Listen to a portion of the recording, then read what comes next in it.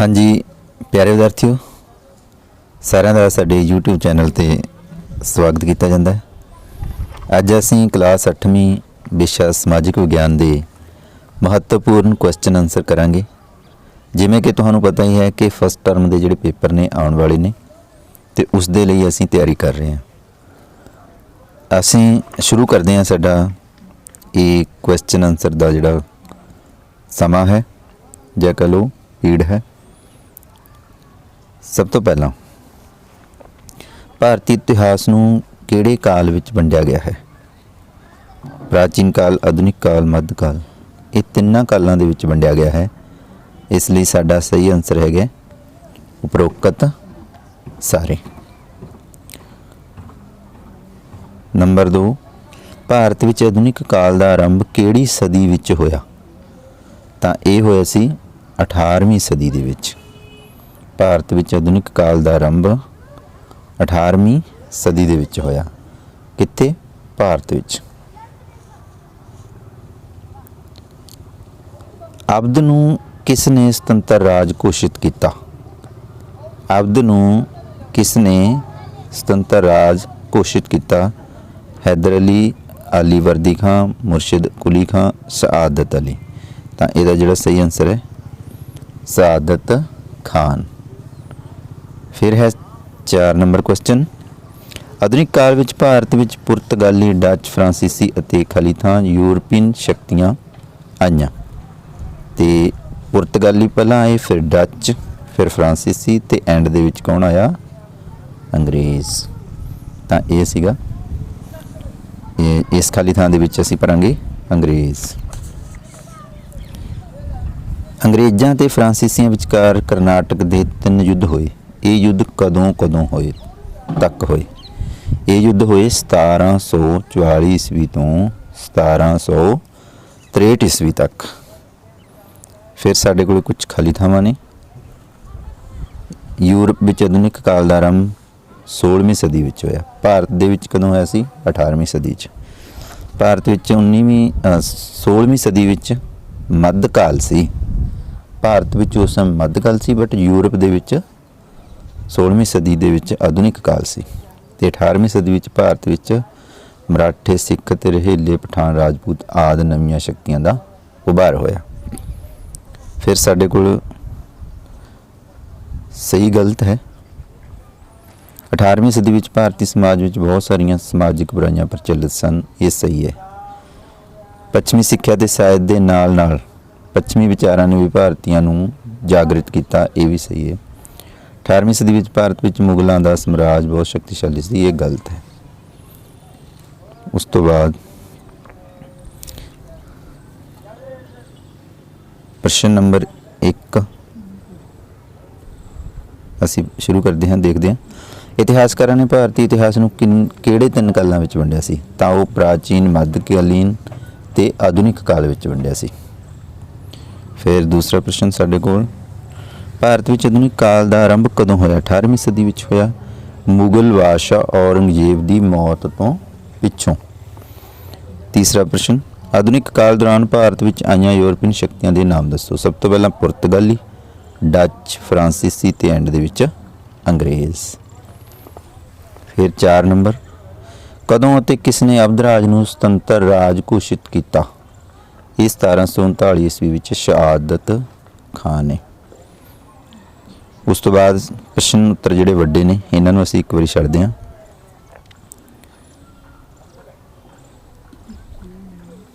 फिर असीं देखते हैं पार्ट नंबर 7। भारत विच ईस्ट इंडिया कंपनी की स्थापना। 27 मई 1498 नूं भारत पहुंचण वाला पहला पुर्तगाली कौन सी? ये सी Vasco da Gama. Vasco da Gama ने भारत की खोज की सी। नंबर 2 ते महाराणी एलिजाबेथ पहली ने ईस्ट इंडिया कंपनी नूं भारत नाल व्यापार करन दा किन्ने समय लई एकाधिकार दिता? ये दिता सी जी 15 साल दे लई। फिर साडे कोल 3rd क्वेश्चन है 1690 ईस्वी अंग्रेज़ों ने फोर्ट विलियम नां दा किला कित्थे ਉਸਾਰਿਆ। ਇਹ ਉਸਾਰਿਆ ਸੀ ਜੀ ਕਲਕੱਤਾ ਦੇ ਵਿੱਚ, ਕਲਕੱਤਾ ਦੇ ਵਿੱਚ। ਹਾਂਜੀ ਬੱਚੇ, ਅੱਗੇ ਦੇਖਦੇ ਹਾਂ ਅਸੀਂ ਪ੍ਰਸ਼ਨ ਨੰਬਰ 4। ਪਲਾਸੀ ਦੀ ਲੜਾਈ ਕਦੋਂ ਹੋਈ? ਇਹ ਹੋਈ ਸੀ 23 ਜੂਨ 1757 ਈਸਵੀ ਦੇ ਵਿੱਚ। ਪਲਾਸੀ ਦੀ ਲੜਾਈ ਅੰਗਰੇਜ਼ਾਂ ਅਤੇ ਕਿਸ ਨਵਾਬ ਦੇ ਦਰਮਿਆਨ ਹੋਈ ਸੀ? ਇਹ ਹੋਈ ਸੀ ਜੀ ਨਵਾਬ ਸਿਰਾਜ ਉਦ ਦੌਲਾ। ਫਿਰ ਸਾਡੇ ਕੋਲੇ 6th ਪ੍ਰਸ਼ਨ ਹੈ, ਬਕਸਰ ਦੀ ਲੜਾਈ ਕਦੋਂ ਹੋਈ ਸੀ? ਬਕਸਰ ਦੀ ਲੜਾਈ ਹੋਈ ਸੀ 1764 ਈਸਵੀ ਦੇ ਵਿੱਚ। ਇਹ ਦੋਨੇ ਲੜਾਈਆਂ ਬੜੀਆਂ ਮਹੱਤਵਪੂਰਨ ਨੇ। 1757 ਈਸਵੀ ਦੇ ਵਿੱਚ ਹੋਈ ਸੀ ਪਲਾਸੀ ਦੀ ਲੜਾਈ ਤੇ ਬਕਸਰ ਦੀ ਲੜਾਈ 1764 ਈਸਵੀ ਦੇ ਵਿੱਚ। ਫਿਰ ਸਾਡੇ ਕੋਲ ਹੈ ਲੈਫਟ ਦੀ ਨੀਤੀ ਸੀ ਜਿਹੜੀ ਕਿਸ ਗਵਰਨਰ ਜਨਰਲ ਵੱਲੋਂ ਅਪਣਾਈ ਗਈ? ਤਾਂ ਇਹ ਸੀ ਲਾਰਡ ਡਲਹੌਜੀ। ਲਾਰਡ ਡਲਹੌਜੀ ਨੇ ਇਹ ਨੀਤੀ ਸੀ ਜਿਹੜੀ ਅਪਣਾਈ ਸੀ, ਲੈਫਟ ਦੀ ਨੀਤੀ। ਲੈਫਟ ਦੀ ਨੀਤੀ ਕੀ ਸੀ? ਲੈਫਟ ਦੀ ਨੀਤੀ ਇਹ ਸੀ ਵੀ ਉਸ ਸਮੇਂ ਜਿਹੜਾ ਵੀ ਸ਼ਾਸਕ, ਕੋਈ ਵੀ ਸ਼ਾਸਕ ਹੈ ਜਿਹੜਾ, ਉਹ ਆਪਣੇ ਭਾਰਤ ਦੇ ਵਿੱਚ ਜਿਸ ਟਾਈਮ ਅੰਗਰੇਜ਼ਾਂ ਦਾ ਜਿਹੜਾ ਸ਼ਾਸਨ ਸੀਗਾ ਸਾਡੇ ਉੱਤੇ, ਗੁਲਾਮੀ ਦੇ ਤੌਰ ਤੇ ਅਸੀਂ ਜ਼ਿੰਦਗੀ ਜੀ ਰਹੇ ਸੀਗੇ, ਉਸ ਟਾਈਮ ਜਿਹੜੇ ਸ਼ਾਸਕ ਸੀ ਉਹ ਬੱਚਾ ਗੋਦ ਨਹੀਂ ਲੈ ਸਕਦੇ ਸੀ। ਜੇਕਰ ਬੱਚਾ ਗੋਦ ਲੈ ਵੀ ਲਿਆ ਤਾਂ ਉਹ ਆਉਣ ਵਾਲੇ ਜਿਹੜੇ ਸਮਰਾਜ ਹੈ ਉਸ ਰਾਜੇ ਦਾ ਉੱਤਰਾਧਿਕਾਰੀ ਨਹੀਂ ਬਣ ਸਕਦਾ ਸੀਗਾ। ਉਸ ਨੂੰ ਅਸੀਂ ਲੈਫਟ ਦੀ ਨੀਤੀ ਕਹਿੰਦੇ ਹਾਂ, ਜਿਸ ਦੇ ਜੋ ਕਿ ਲਾਰਡ ਡਲਹੌਜੀ ਨੇ ਚਲਾਈ ਸੀ। ਅੰਗਰੇਜ਼ਾਂ, ਫਿਰ ਸਾਡੇ ਕੋਲ ਖਾਲੀ ਥਾਵਾਂ ਨੇ। ਅੰਗਰੇਜ਼ਾਂ, ਸੁਜਾ ਉਦ ਦੌਲਾ ਅਤੇ ਮੁਗਲ ਬਾਦਸ਼ਾਹ ਵਿਚਕਾਰ ਬਕਸਰ ਦੀ ਲੜਾਈ ਤੋਂ ਬਾਅਦ ਇਹ ਸਾਡੀ ਕਿਹੜੀ ਲੜਾਈ? ਬਕਸਰ ਦੀ ਲੜਾਈ। 1772 ਈਸਵੀ ਵਿੱਚ ਬੰਗਾਲ ਵਿੱਚ ਕਿਹੜੀ ਪ੍ਰਣਾਲੀ ਖਤਮ ਕਰ ਦਿੱਤੀ ਗਈ ਸੀ? 1772 ਈਸਵੀ ਵਿੱਚ ਦੋਹਰੀ ਸ਼ਾਸਨ ਪ੍ਰਣਾਲੀ ਹੈ ਜਿਹੜੀ ਉਹ ਖਤਮ ਕਰ ਦਿੱਤੀ ਸੀਗੀ। ਲਾਰਡ ਵੈਲਜ਼ਲੀ ਨੇ ਅੰਗਰੇਜ਼ੀ ਸਮਰਾਜ ਦਾ ਵਿਸਤਾਰ ਕਰਨ ਲਈ ਕਿਹੜੀ ਪ੍ਰਣਾਲੀ ਸ਼ੁਰੂ ਕੀਤੀ ਸੀ? ਸਹਾਇਕ ਸੰਧੀ।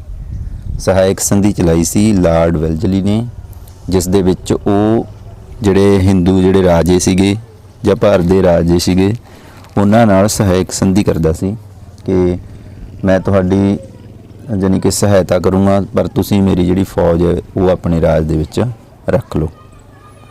ਇਸ ਤਰੀਕੇ ਦੇ ਨਾਲ ਇੱਕ ਤਰ੍ਹਾਂ ਦੀ ਚਾਲ ਹੀ ਸੀ ਇਹ ਵੀ। ਫਿਰ ਸਾਡੇ ਕੋਲ ਠੀਕ ਗਲਤ। ਪੁਰਤਗਾਲੀ ਕਪਤਾਨ ਵਾਸਕੋ ਡ ਗਾਮਾ ਸਭ ਤੋਂ ਪਹਿਲਾਂ 27 ਮਈ 1498 ਈਸਵੀ ਵਿੱਚ ਭਾਰਤ ਵਿੱਚ ਕਾਲੀਕਟ ਪਹੁੰਚਿਆ। ਇਹ ਸਹੀ ਹੈ ਜੀ। ਅੰਗਰੇਜ਼ਾਂ ਤੇ ਫਰਾਂਸੀਸੀਆਂ ਵਿਚਕਾਰ ਕਰਨਾਟਕ ਦੇ 2 ਯੁੱਧ ਲੜੇ ਗਏ। ਇਹ ਗਲਤ ਹੈ। ਇਹ ਯੁੱਧ 3 ਸੀਗੇ। ਅੰਗਰੇਜ਼ਾਂ ਨਾਲ ਪਲਾਸੀ ਦੀ ਲੜਾਈ ਸਮੇਂ ਬੰਗਾਲ ਨਵਾਬ ਮੀਰ ਜਾਫਰ ਸੀ। ਨਹੀਂ, ਇਹ ਵੀ ਗਲਤ ਹੈ।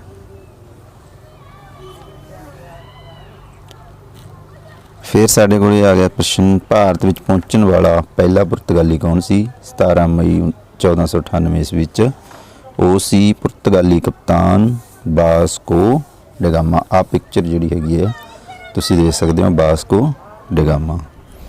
ਭਾਰਤ ਵਿੱਚ ਪੁਰਤਗਾਲੀਆਂ ਦੀਆਂ 4 ਬਸਤੀਆਂ ਦੇ ਨਾਂ ਲਿਖੋ। ਇਹ ਆਏ ਸੀਗੇ ਜਿਹੜੇ ਸਾਡਾ ਦੱਖਣੀ ਜਿਹੜਾ ਸਿਰਾ ਹੈਗਾ, ਦੱਖਣ ਵਾਲੇ ਪਾਸੇ ਗੋਆ, ਦਮਨ, ਬਾਸੀਨ ਤੇ ਹੁਗਲੀ। ਦੱਖਣ ਪੱਛਮ ਵਾਲੇ ਪਾਸੇ ਪੈਂਦੇ ਨੇ ਇਹ ਜਿਹੜੇ ਸਾਡੇ ਬਸਤੀਆਂ ਨੇ।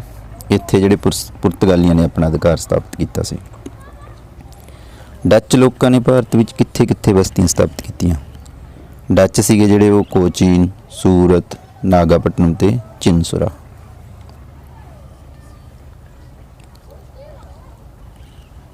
ਅੰਗਰੇਜ਼ਾਂ ਨੂੰ ਬੰਗਾਲ ਵਿੱਚ ਬਿਨਾਂ ਚੁੰਗੀ ਕਰ ਦੇ ਵਪਾਰ ਕਰਨ ਦੀ ਰਿਆਇਤ ਕਿਸ ਮੁਗਲ ਬਾਦਸ਼ਾਹ ਤੋਂ ਤੇ ਕਦੋਂ ਮਿਲੀ? ਇਹ ਬਹੁਤ ਇੰਪੋਰਟੈਂਟ ਹੈ। ਇਹ ਮਿਲੀ ਸੀ ਮੁਗਲ ਬਾਦਸ਼ਾਹ ਫਰੂਖਸ਼ੀਰ ਤੋਂ 1717 ਈਸਵੀ ਵਿੱਚ। ਉਸ ਤੋਂ ਬਾਅਦ ਅਸੀਂ ਦੇਖਦੇ ਹਾਂ ਸਾਡੇ ਕੋਲ 5ਵਾਂ 8वां क्वेश्चन है, ਕਰਨਾਟਕ ਦਾ ਪਹਿਲਾ ਯੁੱਧ ਕਿਹੜੀਆਂ ਦੋ ਯੂਰਪੀ ਕੰਪਨੀਆਂ ਵਿਚਕਾਰ ਹੋਇਆ ਤੇ ਇਸ ਯੁੱਧ ਵਿੱਚ ਕਿਸ ਦੀ ਜਿੱਤ ਹੋਈ?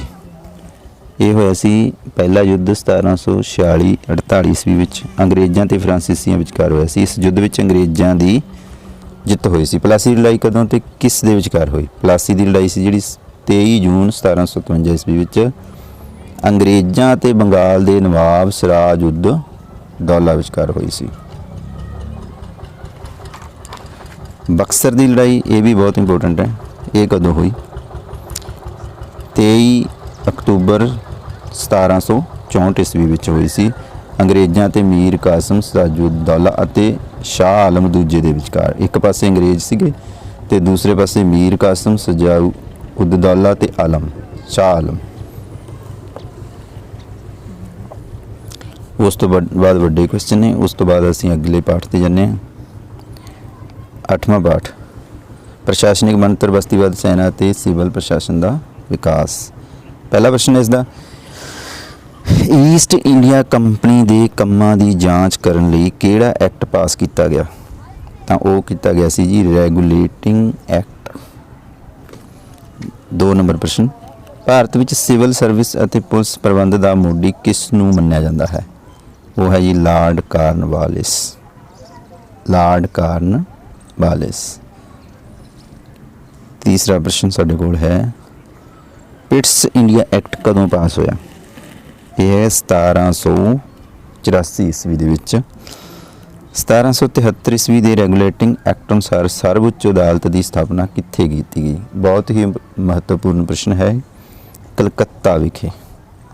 ਰੈਗੂਲੇਟਿੰਗ ਐਕਟ ਦੇ ਅਨੁਸਾਰ ਸਰਵਉੱਚ ਅਦਾਲਤ ਦੀ ਸਥਾਪਨਾ ਸੀ ਉਹ ਜਿਹੜੀ ਕਲਕੱਤਾ ਵਿਖੇ ਕੀਤੀ ਗਈ ਸੀ। ਕਿਹੜਾ ਪਹਿਲੀ ਭਾਰਤੀ ਨੇ ਸਿਵਲ ਸਰਵਿਸ ਦੀ ਪ੍ਰੀਖਿਆ ਪਾਸ ਕੀਤੀ? ਇਹ ਵੀ ਬਹੁਤ ਮਹੱਤਵਪੂਰਨ ਪ੍ਰਸ਼ਨ ਹੈ। ਸਤਿੰਦਰਨਾਥ ਟੈਗੋਰ। ਸਤਿੰਦਰਨਾਥ ਟੈਗੋਰ।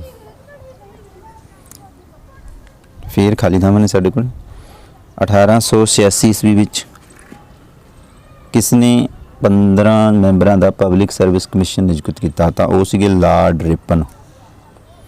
ਭਾਰਤੀ ਅਤੇ ਯੂਰਪੀਅਨ ਨੇ ਗਿਣਤੀ ਵਿੱਚ 2:1 ਦਾ ਅਨੁਪਾਤ ਸੀ ਜਿਹੜਾ ਕਿਹੜੀ ਈਸਵੀ ਦੇ ਵਿੱਚ ਵਿਦਰੋਹ ਪਿੱਛੋਂ ਕੀਤਾ ਗਿਆ ਸੀ? ਉਹ ਕੀਤਾ ਗਿਆ ਸੀ 1857 ਈਸਵੀ। 1857 ਈਸਵੀ ਦੇ ਵਿਦਰੋਹ ਨੂੰ ਅਸੀਂ ਜਾਣਦੇ ਹਾਂ ਕਿ ਭਾਰਤ ਦੇ ਵਿੱਚ ਸਭ ਪਹਿਲੀ ਲੜਾਈ ਕਿਹਾ ਜਾਂਦਾ ਹੈ ਇਹ ਭਾਰਤੀਆਂ ਦੀ ਅੰਗਰੇਜ਼ਾਂ ਦੇ ਖਿਲਾਫ ਜਿਹੜੀ ਆਜ਼ਾਦੀ ਦੀ ਪਹਿਲੀ ਲੜਾਈ। ਤੇ ਇਸ ਦੇ ਵਿੱਚ 2:1 ਦਾ ਜਿਹੜਾ ਫਾਰਮੂਲਾ ਬਣਾ ਲਿਆ ਸੀਗਾ ਵੀ 2:1 2 ਮੰਨ ਲਓ ਯੂਰਪੀਅਨ ਤੇ 1:1 ਜਿਹੜਾ ਉਹ ਭਾਰਤੀ ਹੀ ਫੌਜ ਦੇ ਵਿੱਚ ਹੋਣਗੇ। 1773 ਈਸਵੀ ਵਿੱਚ ਰੈਗੂਲੇਟਿੰਗ ਐਕਟ ਅਨੁਸਾਰ ਸਰਵਉੱਚ ਅਦਾਲਤ ਦੀ ਸਥਾਪਨਾ ਆਪਾਂ ਪੜ੍ਹ ਕੇ ਆਏ ਸੀ ਕਲਕੱਤੇ ਵਿਖੇ। ਫਿਰ ਅਸੀਂ ਕਰਦੇ ਹਾਂ ਅੱਗੇ ਛੋਟੇ ਕੁਐਸਚਨ ਨੇ ਸਾਡੇ ਕੋਲ। ਈਸਟ ਇੰਡੀਆ ਕੰਪਨੀ ਦੇ ਕੰਮਾਂ ਦੀ ਜਾਂਚ ਕਰਨ ਲਈ ਕਿਹੜਾ ਐਕਟ ਪਾਸ ਕੀਤਾ ਗਿਆ ਸੀਗਾ? Regulating act. East India company ਦੇ ਕੰਮਾਂ ਦੀ ਯਾਨੀ ਕਿ ਭਾਰਤ ਦੇ ਵਿੱਚ ਉਹ ਕੀ ਕੰਮ ਕਰ ਰਹੀ ਹੈ ਉਸ ਦੀ ਜਾਂਚ ਕਰਨ ਦੇ ਵਾਸਤੇ ਰੈਗੂਲੇਟਿੰਗ ਐਕਟ 1773 ਈਸਵੀ ਵਿੱਚ। ਭਾਰਤ ਵਿੱਚ ਸਿਵਲ ਸਰਵਿਸ ਦਾ ਮੋਢੀ ਕੌਣ ਸੀ? Lord Cornwallis. ਇਹ ਵੀ ਆਪਾਂ ਨੇ ਪੜ੍ਹਿਆ। ਕਦੋਂ ਤੇ ਕਿਹੜਾ ਭਾਰਤੀ ਸਿਵਲ ਸਰਵਿਸ ਦੀ ਪ੍ਰੀਖਿਆ ਪਾਸ? ਇਹ ਵੀ ਆਪਾਂ ਨੇ ਪੜ੍ਹਿਆ ਸੀ 1863 ਈਸਵੀ ਦੇ ਵਿੱਚ ਸਤਿੰਦਰਨਾਥ ਟੈਗੋਰ। ਇਹ ਉਹਨਾਂ ਦੀ ਪਿਕਚਰ ਹੈਗੀ ਹੈ। ਸੈਨਾ ਦੇ ਵਿੱਚ ਦਿੱਤੀ ਜਾਣ ਵਾਲੀ ਭਾਰਤੀ ਸੈਨਿਕਾਂ ਨੂੰ ਸਭ ਤੋਂ ਵੱਡੀ ਪਦਵੀ ਕਿਹੜੀ ਸੀ? ਵੱਧ ਤੋਂ ਵੱਧ ਜਿਹੜਾ ਸੈਨਾ ਦੇ ਵਿੱਚ ਉਸ ਸਮੇਂ ਭਾਰਤੀ ਸੀਗੇ ਜਿਹੜੇ ਵੱਧ ਤੋਂ ਵੱਧ ਸੂਬੇਦਾਰ ਬਣ ਸਕਦੇ ਸੀ। ਸੂਬੇਦਾਰ ਤੋਂ ਵੱਡਾ ਯਾਨੀ ਕਿ ਨਹੀਂ ਬਣ ਸਕਦੇ ਸੀ, ਉਹ ਵੱਧ ਤੋਂ ਵੱਧ ਸੂਬੇਦਾਰ ਬਣ ਸਕਦੇ ਸੀ ਭਾਰਤੀ। ਪ੍ਰਸ਼ਨ ਨੰਬਰ 5, ਕਿਹੜੇ ਗਵਰਨਰ ਜਨਰਲ ਨੇ ਪੁਲਿਸ ਵਿਭਾਗ ਵਿੱਚ ਸੁਧਾਰ ਕੀਤੇ ਤੇ ਕਿਉਂ? ਇਹ ਲਾਰਡ ਕਾਰਨਵਾਲਿਸ ਨੇ ਕੀਤੇ ਸੀਗੇ ਤਾਂ ਕਿ ਕਾਨੂੰਨ ਅਤੇ ਸ਼ਾਂਤੀ ਵਿਵਸਥਾ ਦੇ ਵਿੱਚ ਸੁਧਾਰ ਆ ਸਕੇ ਤੇ ਪੁਲਿਸ ਵਿਭਾਗ ਦੇ ਵਿੱਚ ਵੀ ਸੁਧਾਰ ਆ ਸਕੇ। ਫਿਰ ਅਸੀਂ ਕਰਦੇ ਹਾਂ ਪਾਠ ਨੰਬਰ 9। ਅੰਗਰੇਜ਼ਾਂ ਨੇ ਭਾਰਤ ਵਿੱਚ ਲਗਾਨ ਇਕੱਠਾ ਕਰਨ ਲਈ ਕਿਹੜੇ ਪ੍ਰਬੰਧ ਲਾਗੂ ਕੀਤੇ? ਉਹਨਾਂ ਨੇ ਸਥਾਈ ਬੰਦੋਬਸਤ ਵੀ ਕੀਤਾ, ਰਈਅਤਵਾੜੀ ਵੀ ਕੀਤਾ, ਮਹਿਲਵਾੜੀ ਵੀ ਕੀਤਾ। ਇਸ ਲਈ ਇਹਦਾ ਸਹੀ ਆਨਸਰ ਹੈਗਾ ਉਪਰੋਕਤ ਸਾਰੇ ਹੀ ਕੀਤੇ ਸੀਗੇ। 2 ਨੰਬਰ ਕੁਐਸਚਨ ਹੈ ਸਥਾਈ ਬੰਦੋਬਸਤ ਕਿੱਥੇ ਸ਼ੁਰੂ ਕੀਤਾ ਗਿਆ। ਸਥਾਈ ਬੰਦੋਬਸਤ ਬੰਗਾਲ ਦੇ ਵਿੱਚ ਸ਼ੁਰੂ ਕੀਤਾ ਗਿਆ। ਸਥਾਈ ਬੰਦੋਬਸਤ ਕਾਰਨ ਭੂਮੀ ਦੇ ਮਾਲਕ ਬਣ ਗਏ ਕੌਣ? ਕਿਸਾਨ।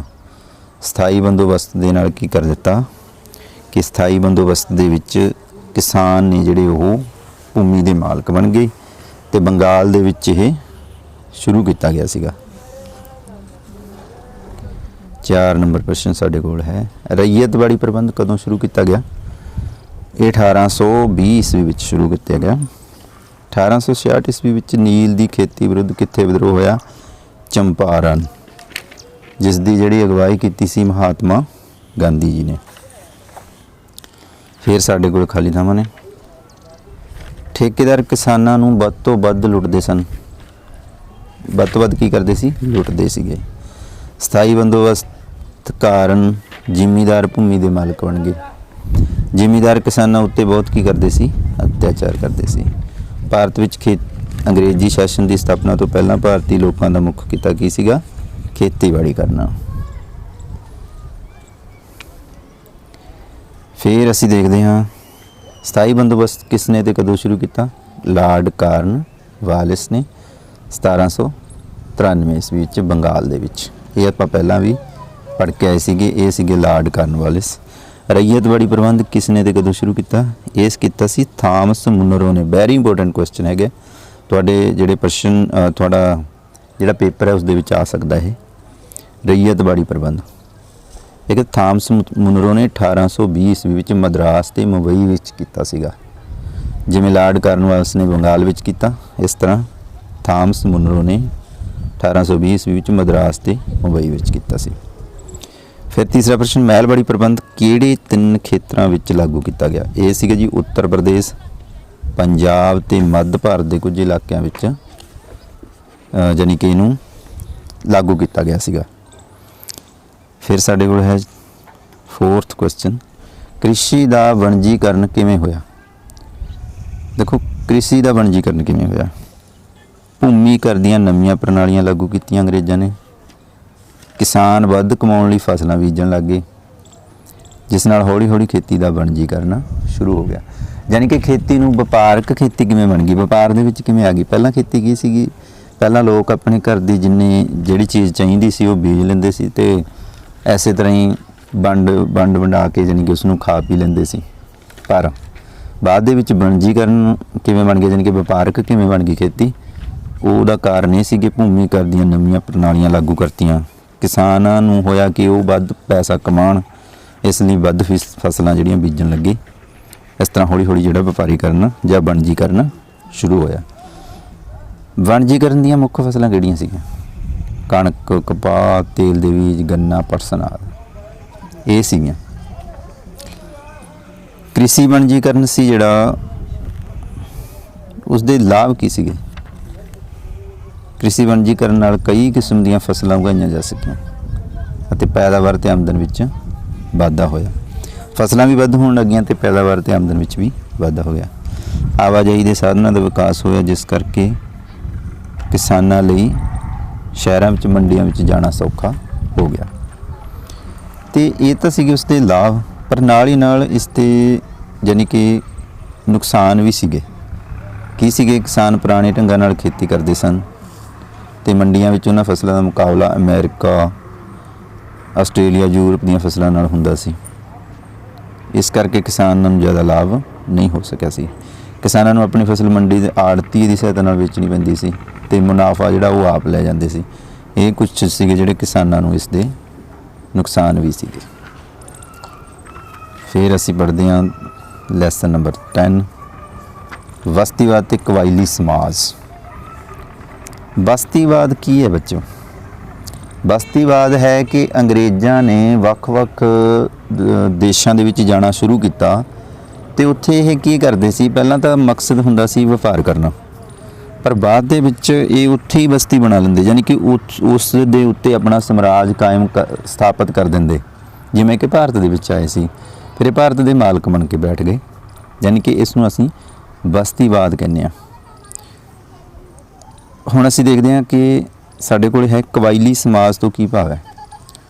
ਕਬਾਇਲੀ ਸਮਾਜ ਹੈ ਆਦਿਵਾਸੀ ਲੋਕ ਜਿਹੜੇ ਜੰਗਲਾਂ ਦੇ ਵਿੱਚ ਰਹਿੰਦੇ ਨੇ ਤੇ ਕਬੀਲੇ ਵਿੱਚ ਰਹਿੰਦੇ ਲੋਕ।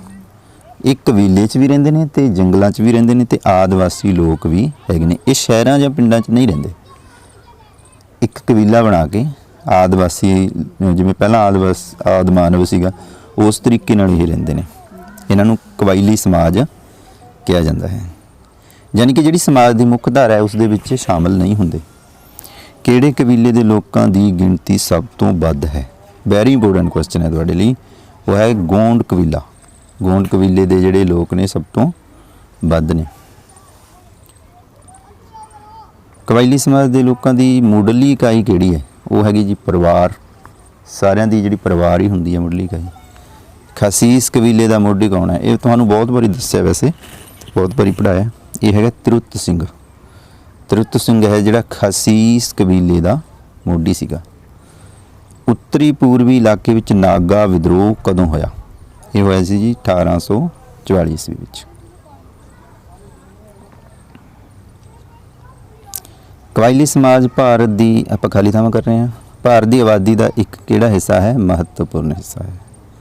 ਕਬਾਇਲੀ ਲੋਕ ਕਮਰਿਆਂ ਵਾਲੀਆਂ ਝੋਪੜੀਆਂ ਵਿੱਚ ਰਹਿੰਦੇ ਨੇ, ਇੱਕ ਜਾਂ ਦੋ ਕਮਰਿਆਂ ਵਾਲੀਆਂ। ਪੂਰਬ ਵਿੱਚ ਜੈਂਤੀਆਂ ਪਹਾੜੀਆਂ ਤੋਂ ਲੈ ਕੇ ਪੱਛਮ ਵਿੱਚ ਗਾਰੋ ਖਾਸੀਆਂ ਤੱਕ ਖੇਤਰ ਵਿੱਚ ਕਿਹੜੇ ਕਬੀਲੇ ਦੇ ਲੋਕ ਰਹਿੰਦੇ ਨੇ?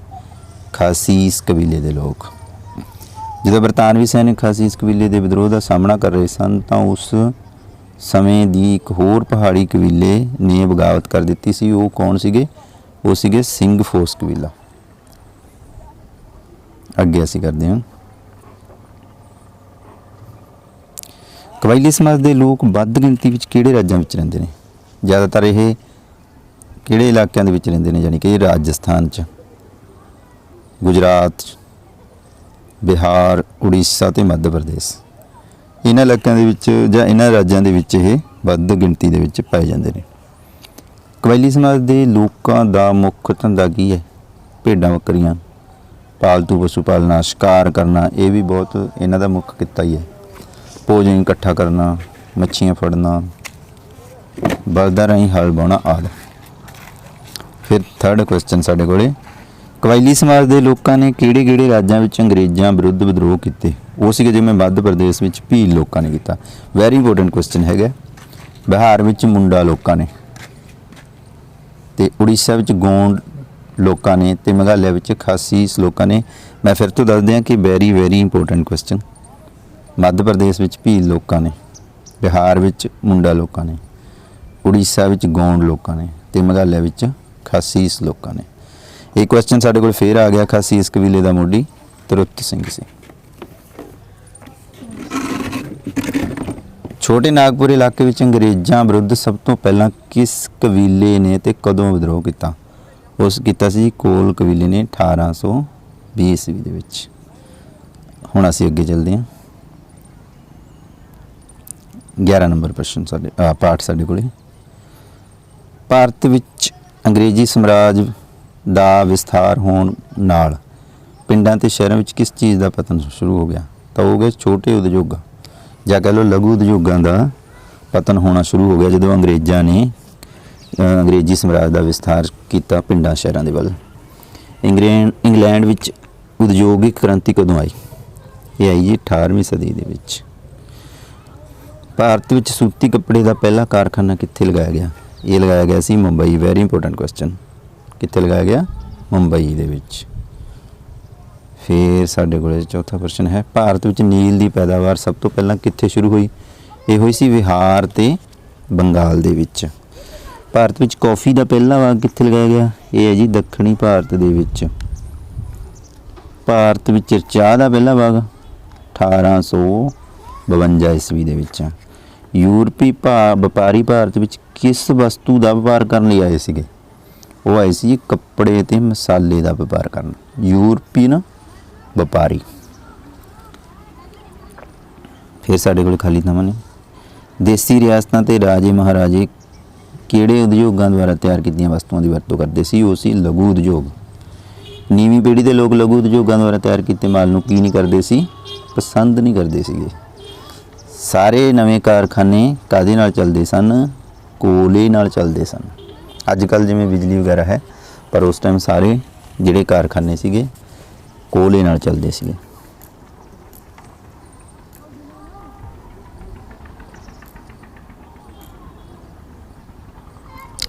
ਸਾਡੇ ਕੋਲ ਪ੍ਰਸ਼ਨ ਹੈ ਕਿ ਭਾਰਤ ਦੇ ਲਘੂ ਉਦਯੋਗਾਂ ਦੇ ਪਤਨ ਕਿਉਂ ਹੋ ਗਿਆ ਸੀਗਾ? ਦੋ ਕਾਰਨ ਦੱਸੋ। ਇੱਕ ਤਾਂ ਦੇਸੀ ਰਿਆਸਤਾਂ ਦੀ ਸਮਾਪਤੀ ਹੋ ਗਈ ਤਾਂ ਕਰਕੇ, ਲਘੂ ਉਦਯੋਗਾਂ ਦੁਆਰਾ ਤਿਆਰ ਵਸਤਾਂ ਦਾ ਮੁੱਲ ਵੱਧ ਹੋਣਾ, ਕਿਉਂਕਿ ਉਹਤੇ ਮਿਹਨਤ ਜ਼ਿਆਦਾ ਹੁੰਦੀ ਸੀਗੀ, ਇਸ ਕਰਕੇ ਮੁੱਲ ਵੱਧ ਸੀ। ਪਰੰਤੂ ਜਿਹੜੇ ਵੱਡੇ ਉਦਯੋਗ ਨੇ ਉੱਥੇ ਮਿਹਨਤ ਘੱਟ ਸੀਗੀ ਤੇ ਚੀਜ਼ ਦੀ ਸਫਾਈ ਵੀ ਜ਼ਿਆਦਾ ਹੁੰਦੀ ਸੀ। ਭਾਰਤ ਤੋਂ ਕੱਚਾ ਮਾਲ ਇੰਗਲੈਂਡ ਭੇਜਣ ਕਰਕੇ ਇਹ ਜਿਹੜੇ ਕਾਰਨ ਸੀਗੇ, ਲਘੂ ਉਦਯੋਗਾਂ ਦਾ ਅੰਤ ਹੋ ਗਿਆ। 2 ਨੰਬਰ ਪ੍ਰਸ਼ਨ, ਭਾਰਤ ਦੇ ਲਘੂ ਉਦਯੋਗਾਂ ਦੁਆਰਾ ਤਿਆਰ ਕੀਤੀਆਂ ਵਸਤਾਂ ਦੀ ਕੀਮਤ ਕਿਉਂ ਵੱਧ ਹੁੰਦੀ ਸੀ? ਹਾਂ, ਭਾਰਤ ਦੇ ਲਘੂ ਉਦਯੋਗਾਂ ਦੁਆਰਾ ਤਿਆਰ ਕੀਤੀ ਵਸਤਾਂ ਦੀ ਕੀਮਤ ਵੱਧ ਹੁੰਦੀ ਸੀ ਕਿਉਂਕਿ ਉਹਨਾਂ ਨੂੰ ਤਿਆਰ ਕਰਨ ਲਈ ਵੱਧ ਮਿਹਨਤ ਕਰਨੀ ਪੈਂਦੀ ਸੀ।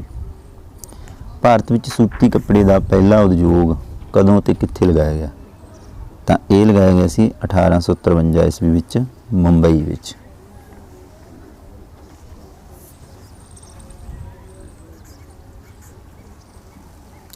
ਭਾਰਤ ਵਿੱਚ ਪਹਿਲਾ ਪਟਸਨ ਉਦਯੋਗ ਕਦੋਂ ਤੇ ਕਿੱਥੇ ਲਗਾਇਆ ਗਿਆ? ਉਹ ਲਗਾਇਆ ਗਿਆ ਸੀ 1854 ਈਸਵੀ ਵਿੱਚ ਸੈਰਮਪੁਰ 'ਚ। ਫਿਰ 5ਵਾਂ ਪ੍ਰਸ਼ਨ, ਭਾਰਤ ਵਿੱਚ ਕੌਫੀ ਦਾ ਪਹਿਲਾ ਬਾਗ 1840 ਈਸਵੀ ਵਿੱਚ ਦੱਖਣੀ ਭਾਰਤ ਦੇ ਵਿੱਚ। ਚਾਹ ਦਾ ਪਹਿਲਾ ਬਾਗ ਆਪਾਂ ਪਹਿਲਾਂ ਕਰਿਆ ਸੀ 1852 ਈਸਵੀ ਵਿੱਚ ਅਸਾਮ ਦੇ ਵਿੱਚ। ਅੱਜ ਵੀ ਅਸਾਮ ਦੇ ਵਿੱਚ ਬਹੁਤ ਜ਼ਿਆਦਾ ਜਿਹੜੀ ਚਾਹ ਹੈ ਉਹ ਪੈਦਾ ਕੀਤੀ ਜਾਂਦੀ ਹੈ।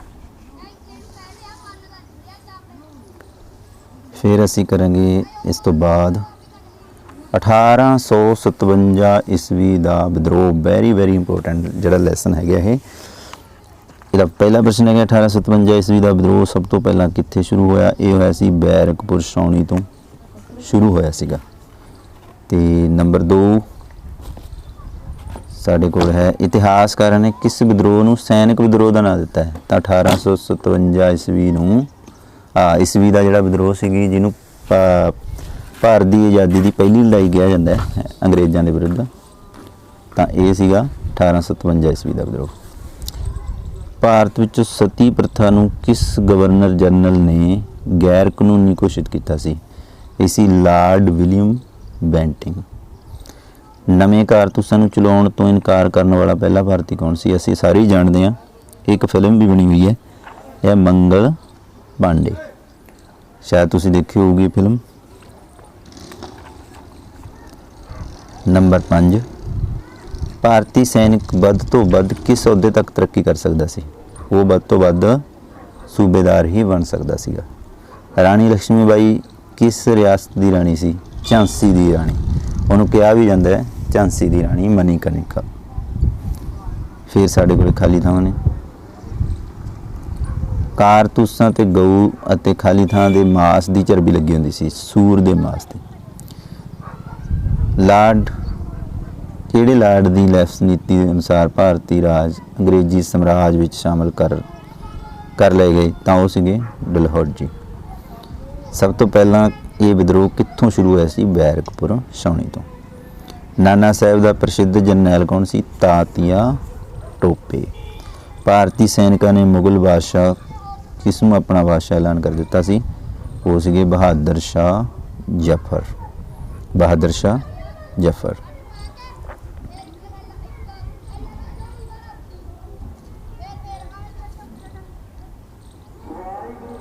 ਤਾਂ ਇੱਥੋਂ ਤੱਕ ਅਸੀਂ ਕਰਦੇ ਹਾਂ। ਅਗਲਾ ਜਿਹੜਾ ਕੰਮ ਅਸੀਂ ਅਗਲੀ ਵੀਡੀਓ ਦੇ ਵਿੱਚ ਕਰਾਂਗੇ, ਤੇ ਉਮੀਦ ਕਰਦੇ ਹਾਂ ਕਿ ਤੁਹਾਨੂੰ ਸਮਝ ਆਈ ਹੋਵੇਗੀ, ਤੇ ਇਸ ਤਰ੍ਹਾਂ ਦੀ ਅਗਲੀ ਵੀਡੀਓ ਅਸੀਂ ਫੇਰ ਕਰਾਂਗੇ। ਹੁਣ ਤੱਕ ਦੇ ਲਈ ਤੁਸੀਂ ਸੁਣੋ, ਇਸ ਨੂੰ ਪੜ੍ਹੋ ਤੇ ਆਪਣੇ ਪੇਪਰਾਂ ਦੀ ਤਿਆਰੀ ਕਰੋ। Thank you very much.